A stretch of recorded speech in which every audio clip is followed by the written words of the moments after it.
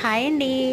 ఇంటి దగ్గర నేను నా వ్యాపారానికి నేను రుబ్బుకునే ఇడ్లీ పిండి అయితే మీతో షేర్ చేసుకుంటున్నానండి. ఇడ్లీ పిండి పప్పు వేసాక మనం కొంచెం కొంచెంగా వాటర్ చల్లుకుంటూ దగ్గరుండి అయితే రుబ్బుకోవాలండి. అలా వదిలేసేసి అయితే మనం ఆ పని ఈ పని చేసుకుంటూ వదిలేస్తే పిండి జోరైపోతుందండి.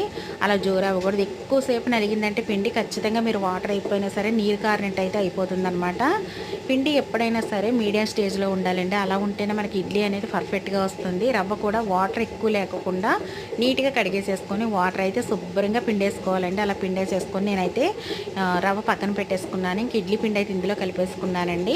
ఇంకా దోశ పిండి కూడా రెడీ అయిపోయిందనమాట. దోశ పిండి కూడా ఒక పక్క గిన్నెలో అయితే కలిపేసుకున్నాను. రవ్వ చూడండి కడిగేసేసి గట్టిగా పిండేసి అయితే రవ్వ పెట్టుకున్నాను కదా, ఇంకా సగం రవ్వ అయితే ఇందులో వేసేసి కలిపేసాను. ఇంకా ఉన్న పప్పు కూడా నలిగేకైతే ఉన్న రవ్వ అయితే కలిపేస్తానండి. మన ఛానల్ ఫస్ట్ టైం చూసేవాళ్ళు సబ్స్క్రైబ్ చేయండి, లైక్ చేయండి, షేర్ చేయండి, సపోర్ట్ చేయండి.